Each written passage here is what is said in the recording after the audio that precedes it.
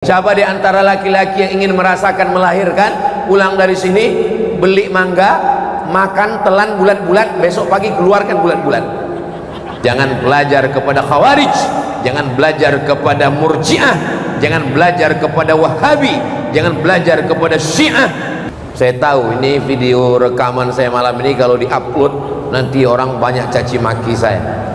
Bismillahirrahmanirrahim. Assalamualaikum warahmatullahi wabarakatuh. Memang cantik burung balam, burung balam di tengah lapang. Dari bunyi sambutan salam, nampaknya jamaah kurang senang. Apa kabar semua jamaah? Sehat? Alhamdulillahi rabbil alamin. Allahumma salli ala Sayyidina Muhammad wa ala ali Sayyidina Muhammad. Al-habaib al-afadil al-ulama al-a'izza matta'anallahu bituli umurihi. Mudah-mudahan dengan panjangnya umur para habaib dan ulama kita mendapatkan barokah ilmunya insyaallah. Bapak-bapak, ibu-ibu, hadirin hadirat, sahibul majlis yang tidak dapat saya sebutkan satu persatu, insyaallah kita semua dimuliakan Allah Subhanahu wa taala. Amin ya rabbal alamin. Sekarang kita hidup di akhir zaman. Ombaknya kencang, anginnya puting beliung, karangnya tajam.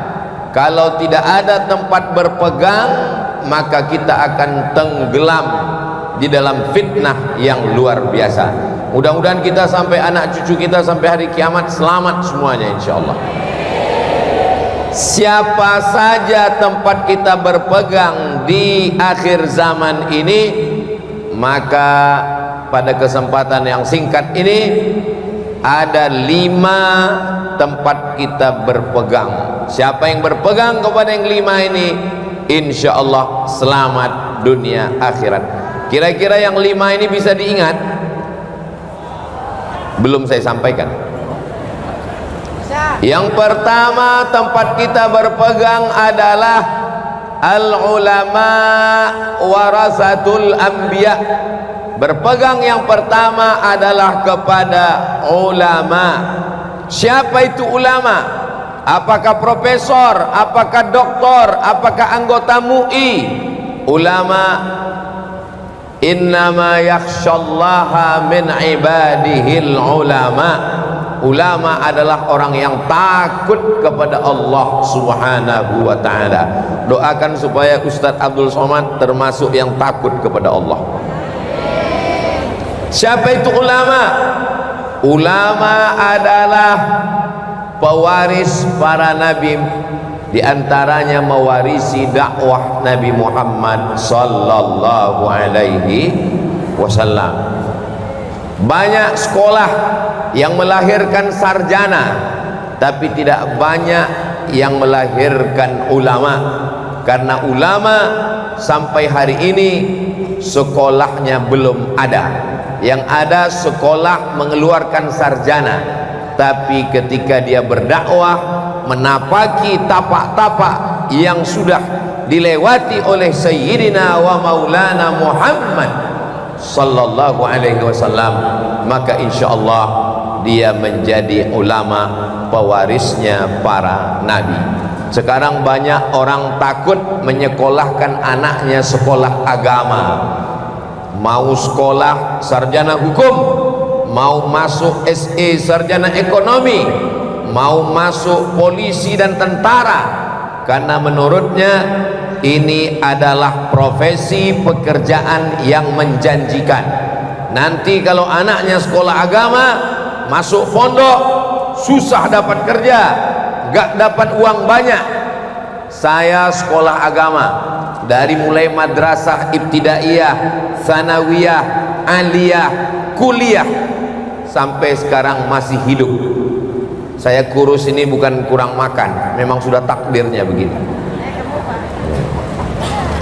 Bapak Ibu yang dimuliakan Allah Subhanahu wa taala, jangan takut anaknya sekolah agama.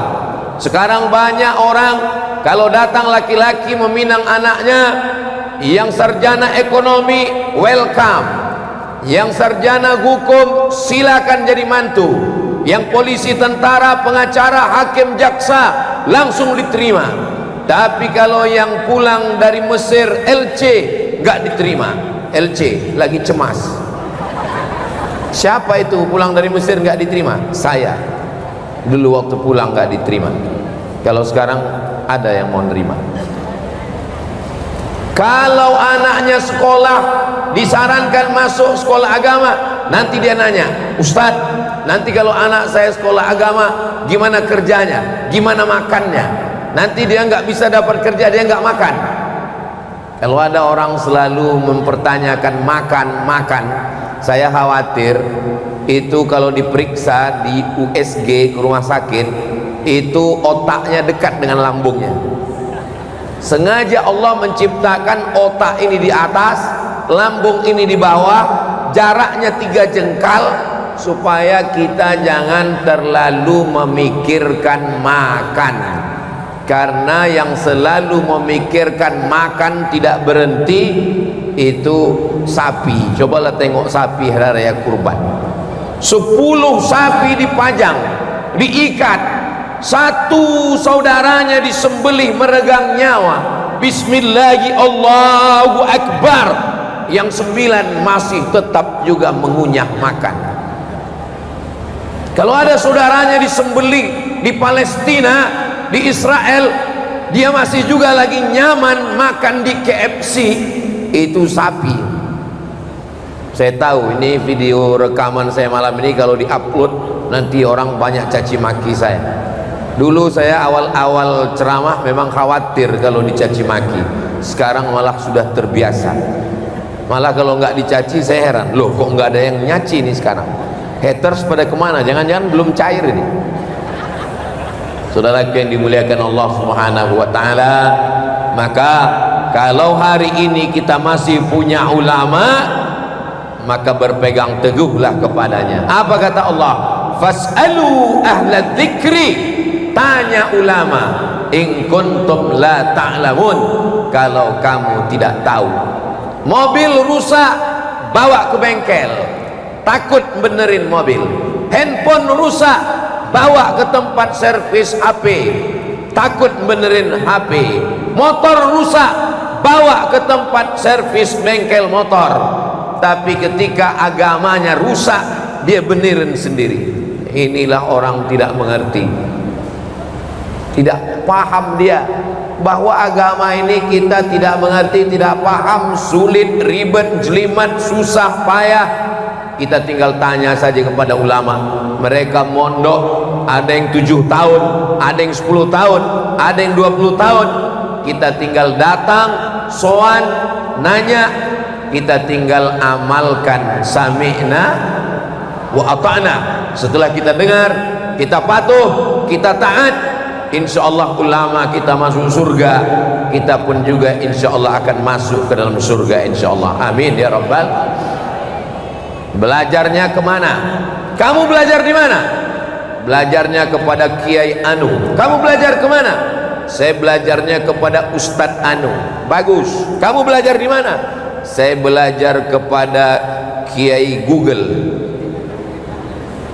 Al-isnad minad din, sanad keilmuan ini bagian dari agama. Fanzuru amman ta'khudhu dinakum, maka perhatikan kamu mengambil agama kamu dari siapa. Syarat ulama 3. Yang pertama, akidahnya mesti ahli sunnah wal jamaah, Imam Abul Hasan al-Ash'ari. 2, fikihnya mesti bermazhab. Mazhab paling tua Imam Hanafi, nomor 2 Imam Maliki, nomor 3 Imam Syafi'i, nomor 4 Imam Hambali. Tasawufnya mesti tasawuf sunni, berpegang kepada sunnah. Imam Abu Hamid Al-Ghazali, Imam Junaid Al-Baghdadi, itulah dia ahlus sunnah wal jamaah. Jangan belajar kepada khawarij, jangan belajar kepada murjiah, jangan belajar kepada wahabi, jangan belajar kepada syiah, jangan belajar kepada qadariyah, jangan belajar kepada mu'tazilah. jangan belajar kepada sekuler, jangan belajar kepada liberal, jangan belajar kepada ateis, jangan belajar kepada agnostik. Boleh saya belajar nonton YouTube Ustaz? Boleh, dengan syarat perhatikan ulama yang di YouTube itu tiga: akidahnya Asy'ari, fikihnya Syafi'i, tasawufnya Sunni. Maka silakan ambil pelajarannya. Jangan belajar kepada AI. Banyak sekarang belajar ke AI karena ada suaranya di YouTube, ada suaranya di internet, tapi orangnya tidak ada di alam nyata. Saya sering melihat yang ada di YouTube, tapi saya sudah bolak-balik ke Malaysia, ke Kuala Lumpur, dia nggak ada di sana. Namanya Upin Ipin. Itu nggak ada di alam nyata, termasuk Jarjit, Meme, dan Bang Saleh. Nggak ada di alam nyata, dia ada di AI. Ini tidak benar. Kemarin datang tamu 2 orang ke rumah, bisik-bisik, malu dia langsung nanya ke saya sambil bisik, kalian mau apa? Mau nanya masalah fikih, nanya hadis? Yang bisa saya jawab, yang nggak bisa nanti saya cari jawabannya. Mau nanya apa? Ditunjukkannya video. Ustaz, kami nonton di YouTube ada video ini, mohon maaf, video jual obat kuat. Saya bilang ini penipu, pembohong, ini bukan saya, ini AI. Suaranya dipakai suara saya, wajahnya wajah saya, tapi bukan saya. Ini fitnah akhir zaman yang luar biasa. Nggak tahu kita nanti, tapi orang yang belajar ke saya, yang ngerti akhlak, yang paham akidah, dia yakin 100% bahwa itu bukan saya. Itulah pentingnya kita mulazamah, talaqi, duduk belajar kepada guru-guru kita. Jadi tempat kita berpegang adalah ulama. Insyaallah di bumi Jawa, di Nusantara masih lagi banyak para ulama-ulama kita, insyaallah. Mudah-mudahan kita termasuk orang yang selalu dekat dengan para ulama, sehingga nanti ketika ulama kita masuk ke surga, kita mendapatkan syafaatnya, insyaallah. Amin ya rabbal. Yang kedua, siapa tempat kita berpegang di akhir zaman ini? Taraktu fikum amraini, aku tinggalkan kepada kamu 2 perkara. Intamasaktum bihima, kalau kamu pegang yang 2 ini, lan tadillu abada, kamu tidak akan sesat untuk selamanya. Siapa yang pertama? Yang pertama kitab Allah, Al-Quran. Lalu siapa yang kedua? Yang kedua adalah wa itrata ahli baiti, ahli baitku, keturunanku, zuriat Rasulullah sallallahu alaihi wasallam, yang selalu kita sebut dalam salat, Allahumma salli ala sayyidina Muhammad wa ala ali Muhammad, keluarga Nabi Muhammad sallallahu alaihi wasallam. Kalau di Mesir ini kantor Al-Azhar, Masyikhatul Azhar, dipimpin oleh Grand Syekh Al-Azhar. Zaman saya dulu belajar, nama Grand Syekh Azharnya namanya Syekh Sayyid Muhammad Tantawi, meninggal, digantikan oleh Syekh Ahmad Tayyib yang sekarang.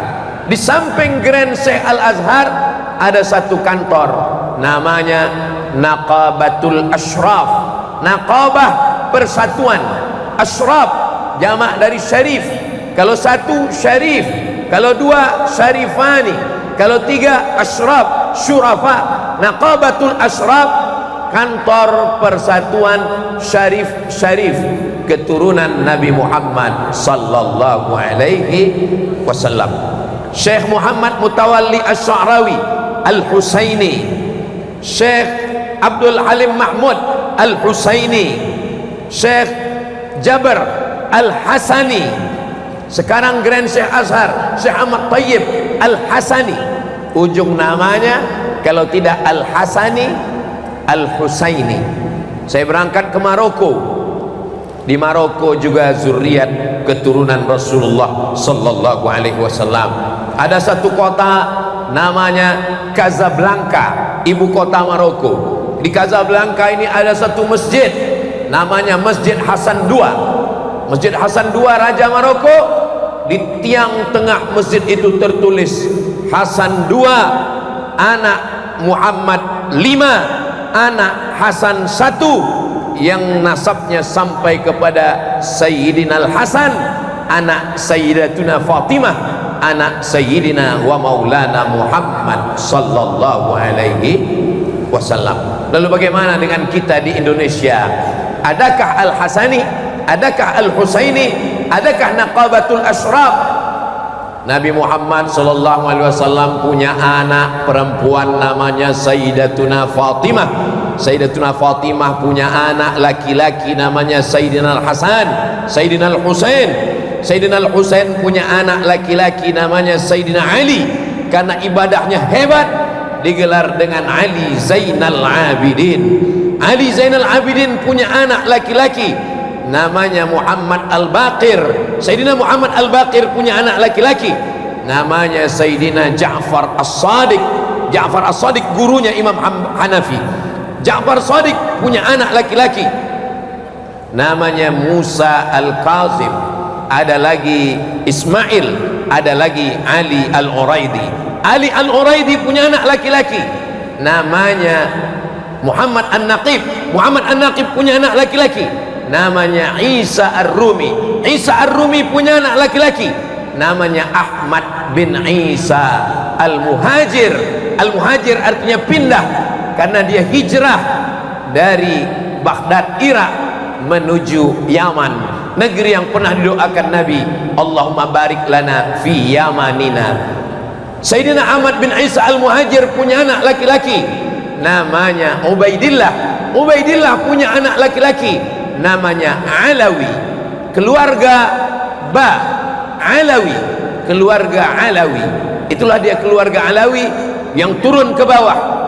As-Saqqaf, Al-Haddad, Al-Jifri, bin Syihab, bin Syekh Abi Bakar. Maka ini semuanya adalah orang yang kita cintai. Cinta bahasa Arabnya hub, orang yang dicintai. Habib, orang yang mencintai. Habib, Habib itu artinya dua, mencintai dan dicintai. Kenapa mereka dipanggil Habib? Karena kita cinta kepada mereka, karena ada darah Nabi dalam badan mereka. Mengapa mereka disebut Habib? Karena mereka pun cinta kepada kita, karena mereka mendakwahkan la ilaha illallah Muhammadur Rasulullah sallallahu alaihi wasallam. Alhamdulillah sampai hari ini para habaib masih ada As-Saqqab, masih ada Al-Haddad, masih ada Al-Idrus, masih ada bin Syihab, masih ada bin Syekh Abi Bakar, yang sebagiannya hadir bersama kita. Doakan supaya Abdul Samad dan anak keturunannya termasuk pencinta zuriat Rasulullah sallallahu alaihi wasallam. Saudara yang dimuliakan Allah Subhanahu wa taala, kalau tempat berpegang kita ini masih ada, tapi Ustaz Somad kami baca dalam hadis katanya suruh berpegang dua, Al-Quran dan Sunnah. Betul, Al-Quran dan Sunnah itu dalam hadis riwayat Imam Malik dalam kitab Muwatta dan dalam kitab Imam Al-Hakim namanya Al-Mustadrak. Tapi dalam Sahih Muslim Al-Quran dan keturunan Nabi Muhammad sallallahu alaihi wasallam. Apakah bertentangan antara dua hadis ini, antara Al-Quran dengan Sunnah, dengan Al-Quran dengan Ahli Bait? Tidak bertentangan, karena kata Imam Nawawi, makna Ahli Bait karena mereka litamassukihim bis sunnah, karena mereka berpegang teguh kepada sunnah Nabi Muhammad sallallahu alaihi wasallam. Sunnah Nabi ada dalam Sahih Bukhari, ada dalam Sahih Muslim, ada dalam Sunan Nasa'i, ada dalam Sunan Ibni Majah, ada dalam Sunan Tirmidzi, ada dalam Sunan Musnad Ahmad bin Hanbal, ada dalam Sunan Ad-Darimi, ada dalam Musnad Ahmad bin Hanbal. Dia tertulis di atas kertas, tapi sunnah yang berjalan dari mulai sorbannya sampai jubahnya, sampai jenggotnya, sampai siwaknya, sampai tongkatnya, sampai cincin di kelingkingnya, itu ada pada keturunan Rasulullah sallallahu alaihi wasallam. Makanya kita memanggilnya Sayyidina, karena Nabi mengatakan Innal Hasan wal Husain sayyida syababi ahlil jannah. Sesungguhnya Al Hasan dan Al-Husain, pemimpin pemuda penghuni surga. Itulah mengapa kita menyebut mereka Sayyidi, Sayyidi Al-Habib, tuanku Al-Habib, orang yang tercinta. Maka di antara cara kita, kalau jamaah masih berpegang kepada ulama, masih selamat. Berpegang kepada Habib, masih selamat. Apa bedanya ulama dengan Habib? Ulama mewarisi ilmu Nabi Muhammad sallallahu alaihi wasallam. Habib mewarisi darah Nabi Muhammad sallallahu alaihi wasallam. Memangnya Ustaz Somad tidak keturunan Nabi? Saya keturunan Nabi, Nabi Adam. Siapa di sini yang tidak mengaku keturunan Nabi Adam berarti keturunan monyet.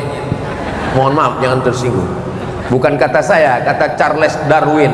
Kata Darwin, manusia ini berevolusi dari monyet. Lalu kemudian anehnya, kenapa monyet yang sekarang nggak ikut evolusi? Apa dia nggak daftar? Kalau memang manusia ini kelanjutan dari monyet, kenapa dia tidak berevolusi terus menjadi makhluk yang baru?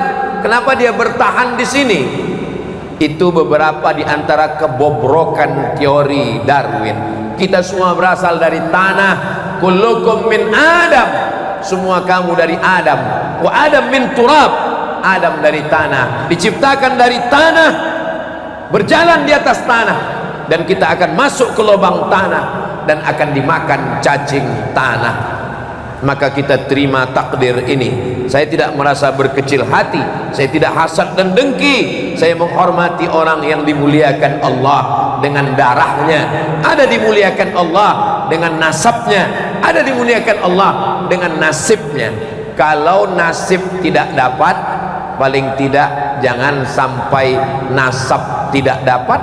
Sudahlah nasab nggak dapat, nasib pun nggak dapat, dua-duanya nggak dapat. Habib-habib insya Allah jelas nasabnya, kita tinggal satu lagi nasib. Udah nasab nggak jelas, nasib nggak jelas. Nauzubillah.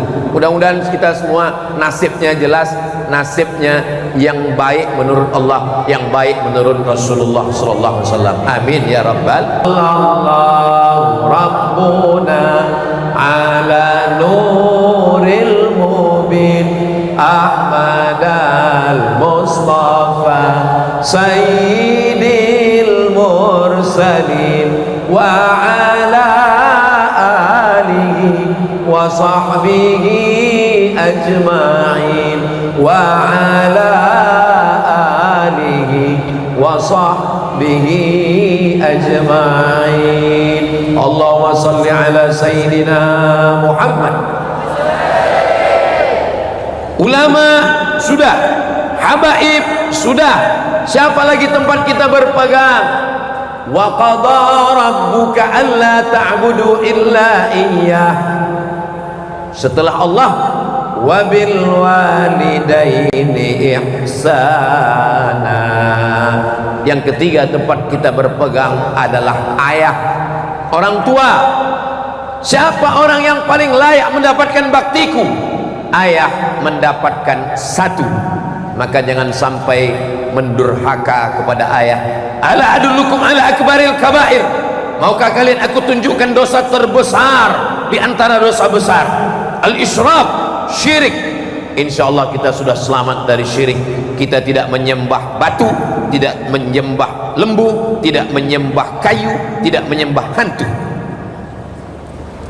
Huququl walidain, insyaallah kita tidak durhaka kepada orang tua.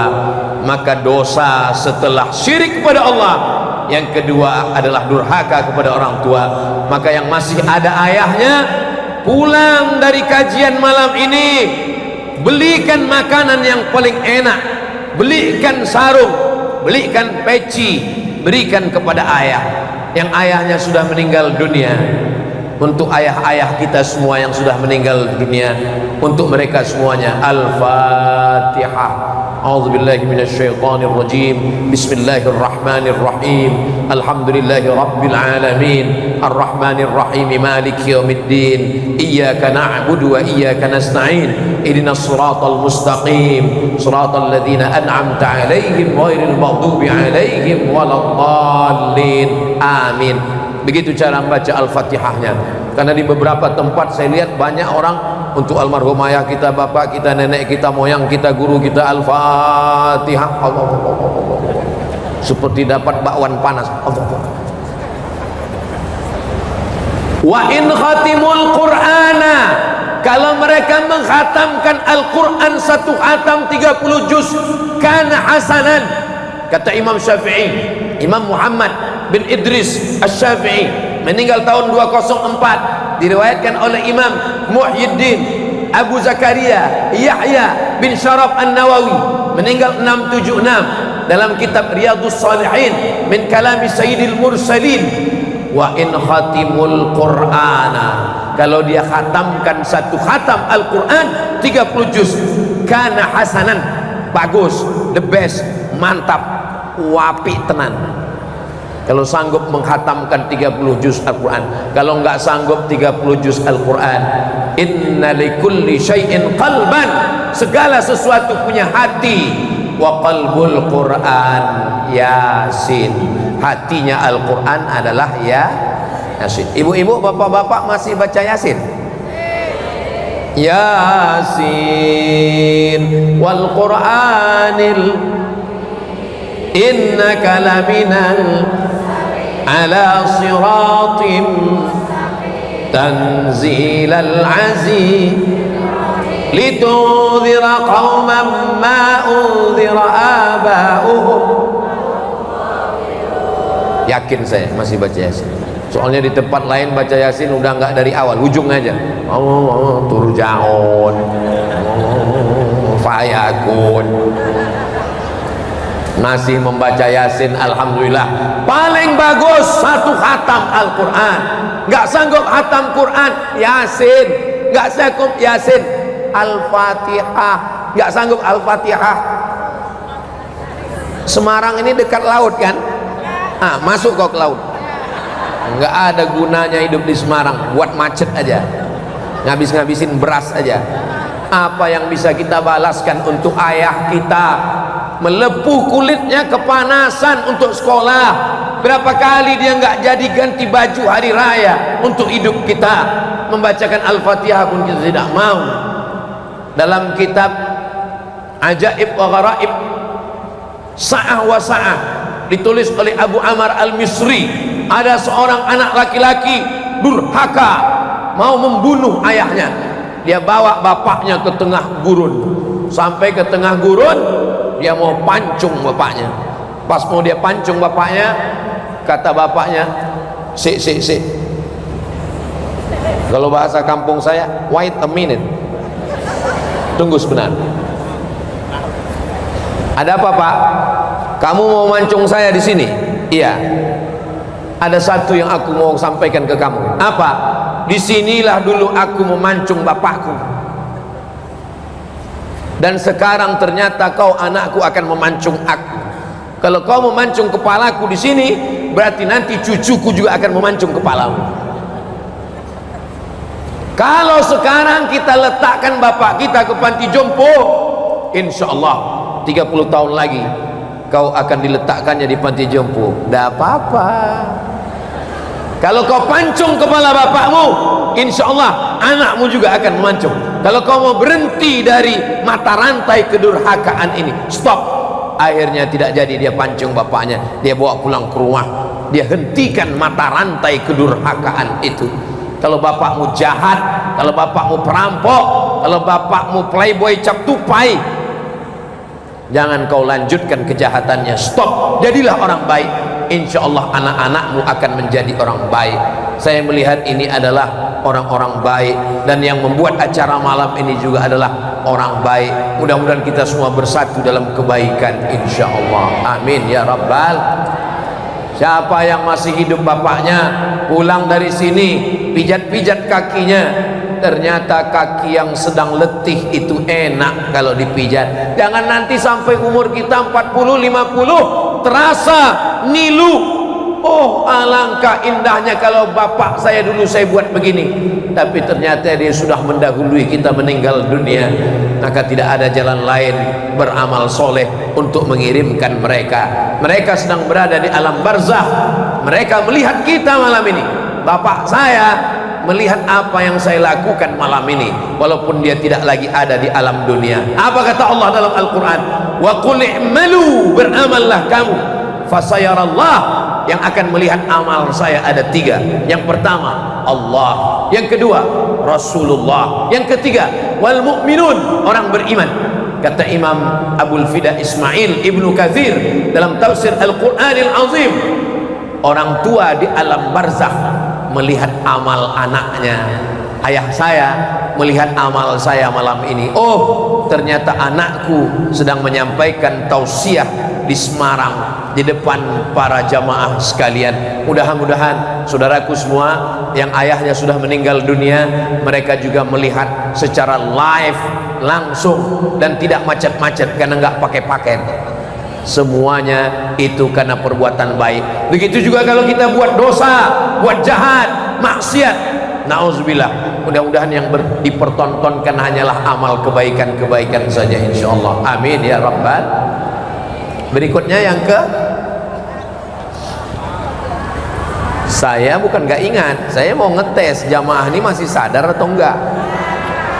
Soalnya ada di tempat lain saya ceramah. Berikutnya yang keberapa? Terserah Ustaz lah, yang penting cepat, saya mau pulang. Berikutnya yang keempat, man a'aqqun nas bi husni suhbati, siapa orang yang paling layak mendapatkan baktiku? Ummuka, summa man? Mbokmu. Summa man? Your mother, ibumu. Ibumu, ibumu. Kenapa ibu dapat 3? Kenapa saya laki-laki dapat 1? Kenapa kita laki-laki dapat 1 sedangkan mereka perempuan dapat 3? Karena mereka bisa melakukan 3 hal yang tidak bisa kita lakukan. Mereka mengandung, mereka melahirkan, mereka menyusukan. Kalau kita mau dapat 3, coba kita mengandung. Kenapa yang mengandung itu perempuan? Karena mereka sabar. Seandainya saya disuruh mengandung, mungkin sebulan aja, habis itu saya letakkan. Kenapa mereka yang melahirkan? Karena mereka makhluk yang dipilih Allah, meregang nyawa, robek daging kulitnya. Apa balasannya? Air susu dibalas air tuba. Maka mereka dapat 3. Siapa di antara laki-laki yang ingin merasakan melahirkan, pulang dari sini beli mangga, makan, telan bulat-bulat, besok pagi keluarkan bulat-bulat. Siapa yang mau merasakan menyusukan, yang punya anak kecil, ambil anaknya, letakkan. Saya sudah pernah nyoba, nggak mau dia. Anak kecil pun tahu. Saudaraku yang dimuliakan Allah Subhanahu wa ta'ala, kita masuk surga kadang bukan karena amal kita. Nabi Musa bertanya, ya Allah, siapa temanku masuk surga nanti? Kata Nabi Musa, temanku nanti di surga siapa? Kata Allah, temanmu di surga nanti penjual daging di sana. Nabi Musa datang ke pasar mau ngelihat siapa itu. Pas dia lihat penjual daging, rasa-rasanya nggak meyakinkan dia masuk surga. Kenapa dia bisa masuk surga? Ternyata setelah selesai jualan, dia ambil berapa potong daging, dia pulang ke rumah, sampai di rumah dia cincang, habis itu dia masak, setelah matang dia suap ibunya. Setelah dia suap ibunya, ibunya kenyang, ibunya mengangkat tangan, ya Allah, masukkan anakku ke dalam surga bersama Nabi Musa alaihissalam. Pernahkah ibu mendoakan anak ibu seperti ibu? Setelah selesai ibu kenyang, ibu katakan, ya Allah, masukkan anakku ke dalam surga bersama para habaib dan bersama Ustadz Abdul Somad. Saya mau, gimana saya mau mendoakan anak saya masuk surga dengan Ustadz Somad? Saya aja nggak yakin Ustadz masuk surga. Kalau ibu selama ini hanya menyuapkan anak, yummy, robahlah besok pagi. Setelah itu, ya Allah, masukkan anakku ini ke dalam surga bersama Sayyidina wa Maulana Muhammad sallallahu alaihi wasallam. Masuk surga bukan karena amal kita, tapi karena doa ibu. Ingat, sebanyak apapun amalmu, kau bisa masuk neraka karena doa ibu. Lewat ibunya di depan tempat ibadah orang Bani Israel, tempat ibadahnya Som'ah, tidak pernah keluar dari Som'ah. Makanan dikirim. Saya heran, kok adik-adik ini dari tadi ngelihat ke sana, rupanya saya lebih besar di situ. Makanan dikirim, pakaian dikirim, pakaian kotor diambil dicucikan, dia nggak pernah keluar dari Som'ah. Lalu kemudian lewat, mohon maaf, wanita lewat ibunya di depan memanggil, ya Juraij. Menurut dia lebih baik beribadah daripada menyambut panggilan ibu. Panggilan yang kedua, ya Juraij, dia juga tetap dengan ibadahnya. Panggilan ketiga, ya Juraij, dia juga tidak menyahut, dia diam. Apa kata ibunya? Allahumma la tumithu hatta turihi wujuhal mumisat. Jangan matikan dia sebelum matanya melihat wanita tuna susila. Menurut hukum alam tidak mungkin matanya melihat wanita tuna susila, karena dia tinggal di Som'ah, dia beribadah, tidak mungkin. Tapi skenario Allah terjadi. Apa yang terjadi? Tak lama setelah itu ada seorang perempuan yang mengandung, dan ketika ditanya siapa yang menghamilimu, dia menjawab, yang menghamili saya adalah Juraij. Juraij ditarik dari Som'ah, tempat ibadahnya dihancurkan rata dengan tanah, lalu dia ditarik, digeret. Hai Juraij, kamu penipu, penjahat, pembohong, mengaku beribadah, ternyata perempuan ini hamil karena kamu. Kata Juraij, jangan hukum saya, tunggu anaknya lahir, nanti setelah anaknya lahir baru jatuhkan hukuman. Anaknya lahir. Setelah anaknya lahir, Juraij menusuk pusar anak itu dengan telunjuknya sambil berkata, who is your father? Bapakmu siapa oleh? Anak itu menjawab, Ra'il Ghanam, bapak saya pengembala kambing. Di saat itu juga Bani Israel bersimpuh sujud, karena yang bisa menunjuk itu di Bani Israel cuma dua, bayi yang ditunjuk Juraij dan Sayyidina Isa, Nabi Isa alaihi salam. Lalu mereka minta maaf, maafkan kami Juraij, kami akan mengembalikan Som'ah yang sudah kami hancurkan dari emas. Enggak perlu, kata Juraij. Kenapa? Karena Allah hanya ingin menunjukkan doa seorang ibu yang luar biasa. Maka ibu kalau ingin anaknya baik, panggillah dengan panggilan yang baik. Oh calon ulama besar, oh calon gubernur tanpa ikut pilkada, panggil dia dengan baik. Jangan memanggil anak, oh anak setan. Untung anaknya nggak berani ngelawan. Kalau anak berani, sebentar ya mama setan, nauzubillah. Maka ucapan ibu luar biasa, Bu. Saya selalu ditanya orang, apa amalan Ustadz, apa zikir Ustadz, apa riyadhah Ustadz. Saya bilang saya nggak pernah punya zikir amalan khusus apa-apa. Saya hanya mencintai para habaib. Kalau saya ketemu, saya cium tangan mereka, saya minta doakan, saya minta wirid, dan saya sayang dengan ibu saya. 11 tahun saya jaga ibu saya. Saya pulang dari Maroko 2008, 2019 beliau meninggal waktu saya ceramah di Pulau Madura. 11 tahun serumah dengan saya. Apapun katanya tak pernah saya melawan.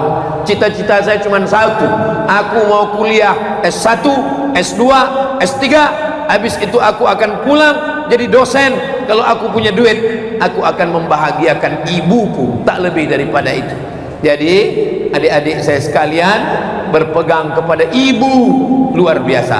Berpegang kepada teman, pagi jadi teman, sore jadi lawan. Berpegang kepada pohon kayu, tumbang. Berpegang kepada harta, binasa. Berpegang kepada uang, sirna. Berpegang kepada istri, kita mati 4 bulan 10 hari, nama sudah berganti menjadi nama Bronis, berondong manis. Lalu berpegang kepada siapa? Kasih ayah di simpang jalan, kasih ibu sepanjang jalan, kasih saudara ada berada. Apa maksud ada berada? Dia ada, kita ada, enak berteman. Dia kaya, kita kaya, sedap cerita. Tapi kalau sudah satu kaya, satu miskin, pura-pura nggak kenal. Saudaraku yang dimuliakan Allah Subhanahu wa taala, di akhir zaman berpegang dengan ulama, berpegang dengan habaib, berpegang dengan ayah, berpegang dengan ibu. Yang terakhir, siapa kita pegang? Sosok manusia.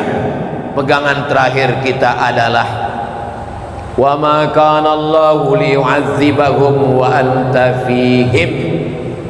Kamu tidak akan diazab Allah kalau dia ada bersama kamu. Wa ma kana Allahu mu'adzibahum wa hum yastaghfirun. Allah tidak akan menurunkan azab kalau dia ada bersama kamu. Siapa dia?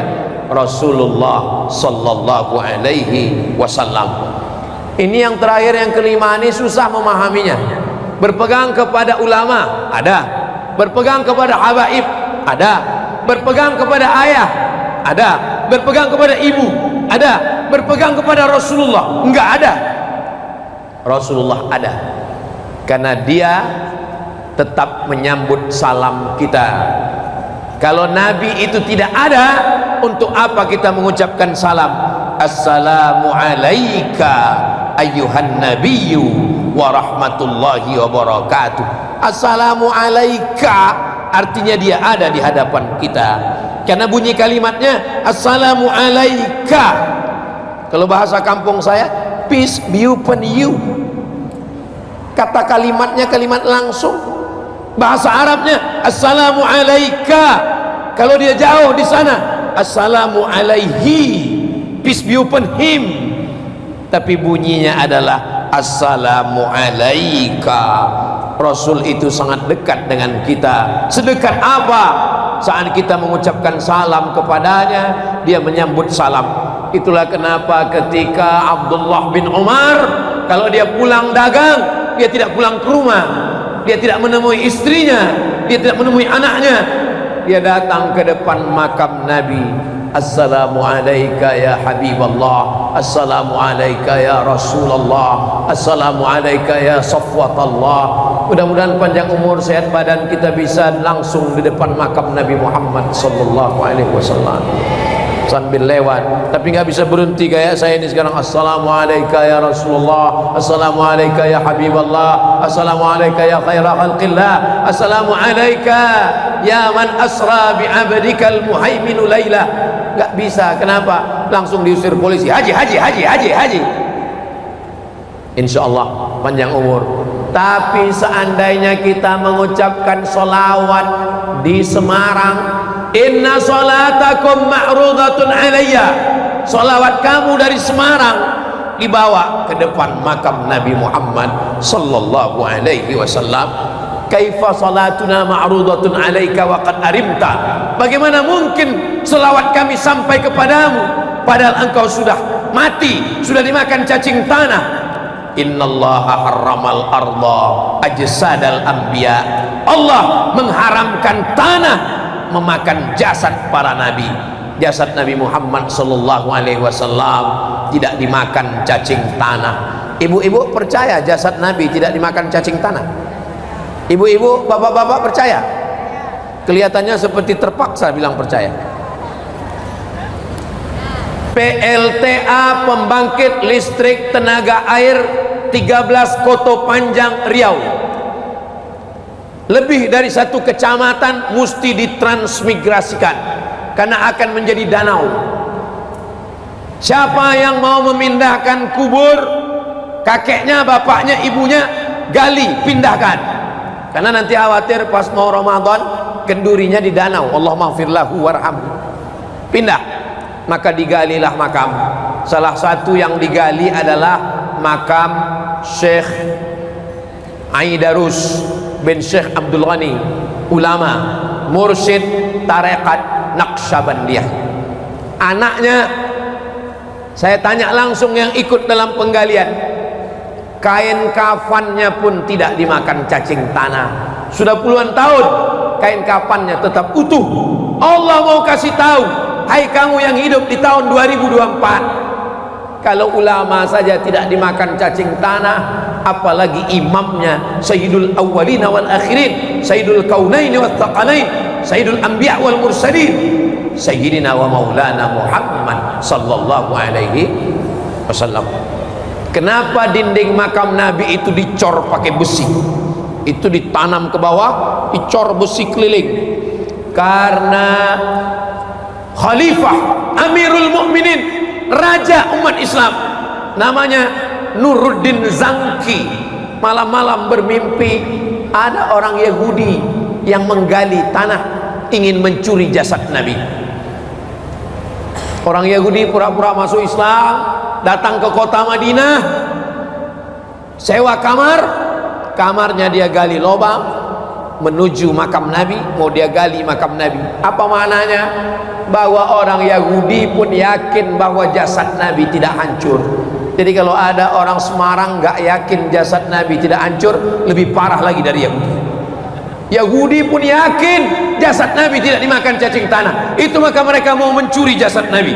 Allah melindungi. Sultan yang adil dan amanah akan bertemu dengan Rasulullah sallallahu alaihi wasallam. Kata Rasul, ada Yahudi akan mencuri jenazahku. Betul saja. Polisi periksa semua kamar-kamar yang ada di sekitar kota Madinah. Ternyata memang ada Yahudi yang sedang melobangi kamarnya, maka dicor dengan besi. Jasad Nabi terjaga di dalam, tidak ada siapapun yang bisa mencurinya. Itulah dia Sayyidina wa Maulana Muhammad sallallahu alaihi wasallam. Kalau dia sudah mati, dimakan cacing tanah, tidak hidup, untuk apa kita mengucapkan salam ke dinding? Assalamualaikum ya Rasulullah, Assalamualaikum ya Habiballah, Assalamualaikum ya khaira khalqillah, Assalamualaikum ya safwatullah. Dia hidup, dia ada, dia bersama dengan kita, mengkonektingkan kita, menghubungkan kita dengan dia adalah dengan cara bersolawat. Allahumma salli ala Sayyidina Muhammad wa ala ali Sayyidina Muhammad. Ada yang solawatnya pakai lagu, pakai hadrah, pakai grup. Apa nama grup hadrahnya, Dek? Hah? Rindu Rasul. Rindu Rasul. Bapak Ibu yang mau acara akikah, walimah, nikah lagi, undang Rindu Rasul.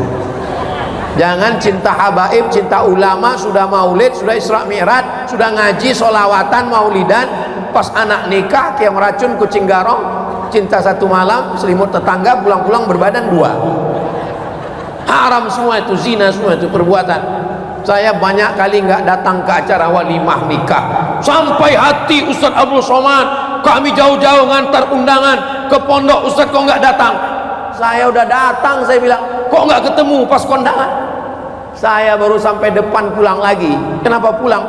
Langsung kalian sambut dengan lagu Jatuh Bangun Aku Mengejarmu. Bagus, saya pulang. Saudara yang dimuliakan Allah Subhanahu wa taala, undang hadrah, maulid, solawat, simtud durar, ad-diyaul lami, al-barzanji, al-burdah, solawat yang disusun oleh para ulama. Maulaya salli wa sallim daiman abada ala habibi khairil khalqi kullihim ya rabbi bil mustafa balligh maqasidana waghfir lana ma madha ya wasi'al karami ya rabbi bil mustafa. Ya Allah, berkat Nabi Muhammad, balligh maqasidana, sampaikan segala maksud niat kami, waghfir lana ma madha, ampunkan segala dosa kami, ya wasi'al karami, engkau yang maha luas karunia-Nya. Sebelum Nabi lahir, orang Yahudi sudah bertawassul kepada Allah, meminta kemenangan saat berperang melawan Bani Ghatafan.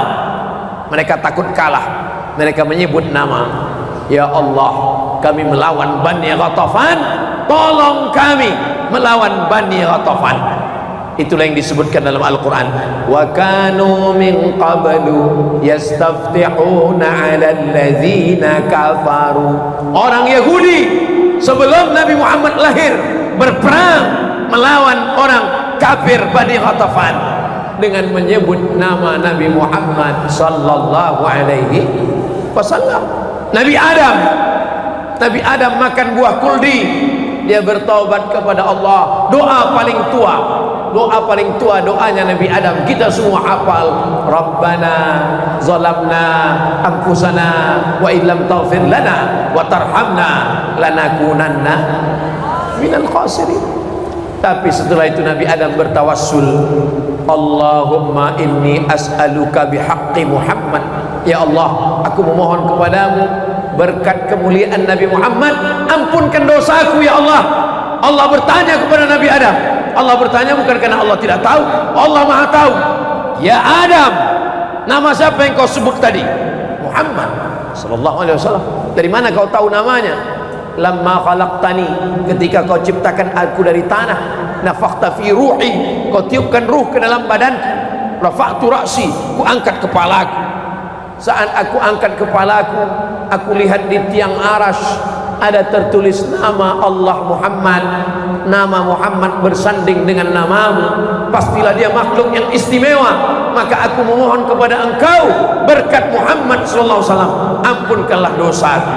Dosa Nabi Adam diampunkan Allah karena menyebut nama Muhammad sallallahu alaihi wasallam. Orang Yahudi diberikan kemenangan karena menyambut nama Muhammad sallallahu alaihi wasallam. Orang buta diberikan kesembuhan karena menyebut nama Nabi Muhammad sallallahu alaihi wasallam. Kalau kita sedang susah hati, kita sedang gundah gulana, kita sedang dalam kesulitan, tidak ada cara lain memperbanyak salawat. Allahumma salli ala sayyidina Muhammad wa ala ali sayyidina Muhammad. Apa amalan Ustaz Somad? Amalan saya tidak banyak. Dalam keadaan susah, dalam keadaan sempit, dalam keadaan sulit, dalam keadaan pahit, dalam keadaan ribet, jelimet, susah, payah, Allahumma salli ala sayyidina Muhammad wa ala ali sayyidina Muhammad. Yang suaranya bagus, munsyid pakai hadrah, lantunkan dengan suara yang bagus. Sallallahu ala Muhammad, sallallahu alaihi wasallam, sallallahu ala Muhammad, sallallahu alaihi wasallam. Ustaz, saya salawatnya nggak bisa pakai lagu. Nggak usah pakai lagu. Allahumma sholli ala sayyidina Muhammad wa ala ali sayyidina Muhammad. Ustaz, kalau saya salawat kalau pakai suara kurang khusyuk. Saya salawatnya dalam hati.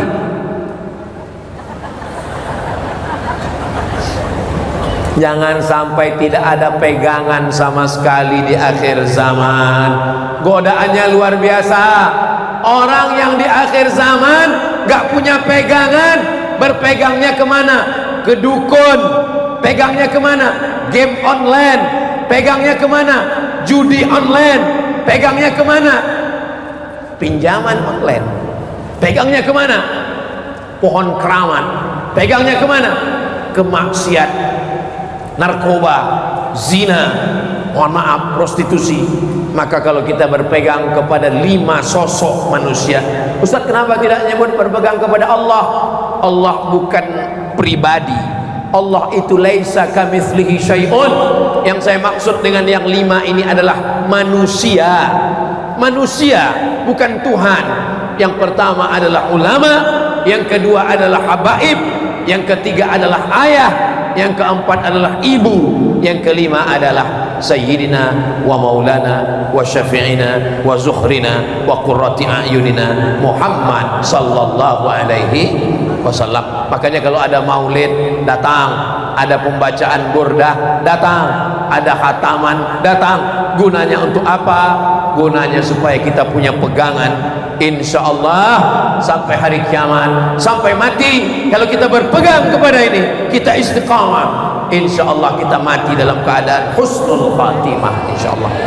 Innalladzina qalu rabbuna Allah, orang yang mengucapkan Rabbku Allah, tsumastaqamu, istiqamah dengan berpegang kepada yang 5 tadi, tatanazzalu alaihimul malaikah, sebelum dia mati malaikat turun. Apa kata malaikat? Alla takhafu, jangan takut, wala tahzanu, jangan sedih. Orang yang mau mati itu takut, takut sakaratul maut, takut azab kubur, takut padang mahsyar, takut titian siratal mustaqim, takut neraka. Kata malaikat, Allah takhafu, jangan kau takut. Orang yang mau mati itu sedih, sedih meninggalkan anak, sedih meninggalkan istri, sedih meninggalkan mobil baru DP belum kredit, sedih meninggalkan rumah, sedih meninggalkan harta. Apa kata malaikat? Wala tahzanu, jangan sedih, jangan takut, jangan sedih. Ketika takutnya hilang, sedihnya melayang. Datang malaikat membisikkan, wa abshiru bil jannati allati kuntum tu'adun.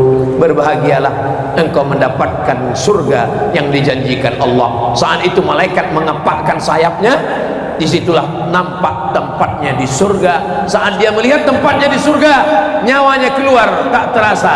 Disitulah dia mendapatkan husnul khatimah. Seketika orang menjenguk wajahnya, wajahnya dibuka. Ini mayatnya ya, wajahnya dibuka. Orang heran. Katanya mati itu seperti tebasan pedang, katanya mati itu seperti kail pancing ditarik dari kulit, katanya mati itu seperti kambing dikuliti hidup-hidup. Tapi kenapa wajahnya tersenyum?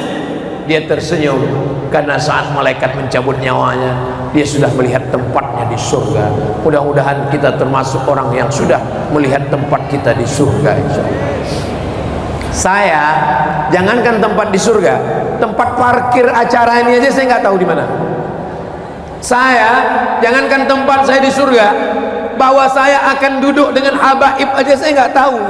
Saya pikir tabligh akbar di tengah jamaah, rupanya ada habaib. Alhamdulillah. Kalau tahu tentu saya persiapan lebih matang.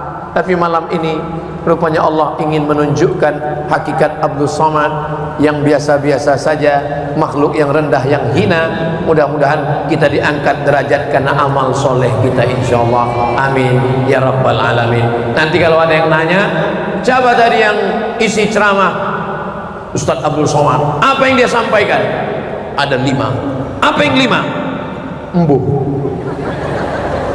Siji, loro, telu, papat, limo. Kalau bisa jelaskan, jelaskan. Kalau nggak bisa jelaskan, tonton di channel Ustadz Abdul Somad Official, subscribe, like, share, and comment.